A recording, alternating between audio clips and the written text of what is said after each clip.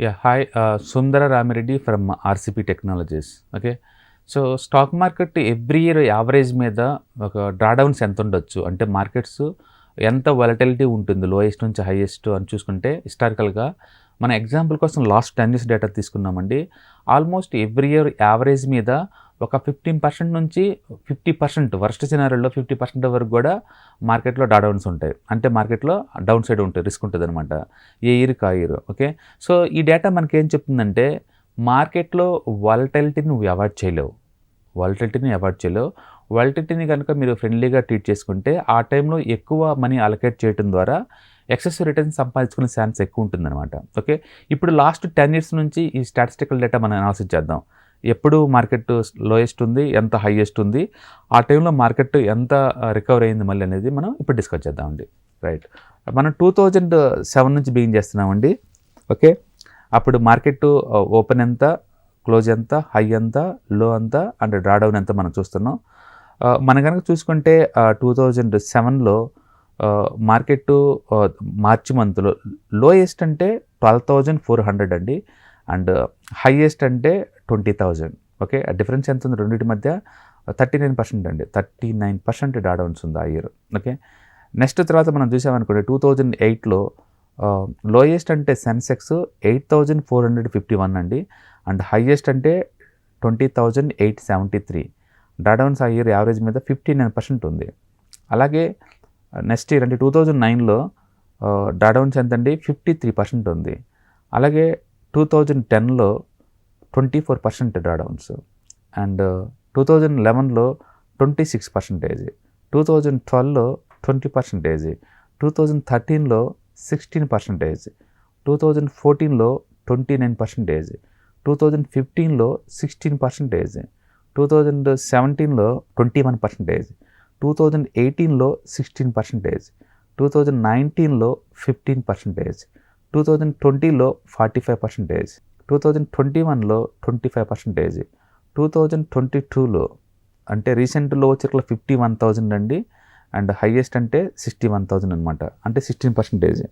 అంటే మీరు బాగా అబ్జర్వ్ చేస్తే ఎవ్రీ ఇయర్ మార్కెట్లో వాలటిలిటీ అనేది కామన్ ఇంగ్రీడియంట్ ఇక్కడ, అండ్ డ్రాడౌన్స్ 15 నుంచి 50% వరకు కూడా ఉంటుంది. సో ఈ వాలటిలిటీ చూసి మనం మార్కెట్ దూరంగా పోవాల్సిన పని లేదండి. Volatility is the best friend for investors. ఎందుకంటే తక్కువ రేట్కే ఎక్కువ మ్యూచువల్ ఫండ్ అయితే యూనిట్స్ లేదా స్టాక్స్ని కలెక్ట్ చేసుకునే ఛాన్స్ మీకు దొరుకుతుంది. అంటే మళ్ళీ పదే కొత్త వాళ్ళు కూడా ఛాన్స్ ఇస్తుంది అనమాట తక్కువ రేటుకి. అందుకని వాలటిలిటీ చూసి భయపడి దూరంగా పోయే బదులు ఈ హిస్టారికల్ డేటా మనకు చెప్పేది ఏంటంటే మార్కెట్ కనుక డిస్కౌంట్ రావటం బిగిన్ చేస్తే మోర్ దెన్ 15% మనం స్టార్ట్ చేసుకోవచ్చు ఇన్వెస్ట్మెంట్. కొంచెం అంటే ఎక్కువ అమౌంట్ ఇన్వెస్ట్ చేసుకుంటూ పోవడం ద్వారా మనీ మేక్ చేసుకోవచ్చు. ఇంకొక ఇన్ఫర్మేషన్ పాస్ చేస్తుంది ఈ డేటా. మార్కెట్ కనుక 15% దాటి పడుతున్నప్పుడు మీరు ప్లాన్ చేసుకుంటే లంప్స్ అమౌంట్ కూడా పెట్టుకోవచ్చు. ఎందుకంటే మార్కెట్ 15% దాటిన తర్వాత any point at recovery chance ఎక్కువ ఉంటుంది. కాబట్టి మీరు ఇలా ఎవరైనా లంప్స్ కనుక పెట్టాలనుకుంటే ఈ 15 లేదా 20% దాటిన కాడ నుంచి ప్లాన్ చేసుకోవచ్చు అనమాట. సో హిస్టరీ ఏం చెప్తుంది క్లియర్గా, మార్కెట్ స్వింగ్స్ లో నుంచి హైకి మధ్య డిఫరెన్స్ 15 to 50% దాకా తేడా ఉంది. కాబట్టి వాలటిలిటీ అనేది కామన్ కాంపోనెంట్. ఇది హిస్టరీలో ఇంతకుముందు ఉంది, ఇప్పుడు ఉంటుంది, ఫ్యూచర్లో కూడా ఉంటుంది. అందుకని వాలటిలిటీ చూసి మార్కెట్ దూరంగా ఉండే బదులు, మార్కెట్ రేపు పడుతుంది లేదా ఎల్లుండి పడుతుంది ఇలా గెస్ చేసే బదులు, మార్కెట్లో వాలటిలిటీ అనేది కామన్ కాంపోనెంట్. దాన్ని మనం అవాయిడ్ చేయలేము, దాన్ని మనం ప్రిడిక్ట్ చేయలేము. దాన్ని అలా వచ్చినప్పుడు మన దాన్ని పొజిషన్ ఎలా హెడ్ చేసుకోవాలి, దాన్ని ప్రాఫిట్ కోసం ఎలా వాడుకోవాలని మీరు ప్లాన్ చేసుకుంటే కనుక పాజిటివ్ కనుక ఉంటే కనుక లాంగ్ టర్మ్ పాయింట్ ఆఫ్లో మనీ మేక్ చేసే ఛాన్స్ ఉంటుంది అనమాట. అందుకని ఇన్వెస్టర్స్ ఎప్పుడు కూడా ఇలా వాలటిలిటీ మార్కెట్లో మంచి డివిడెండ్ ఇచ్చే కంపెనీస్ కనుక ఉంటే అడిషనల్గా అలొకేట్ చేసుకోవచ్చు.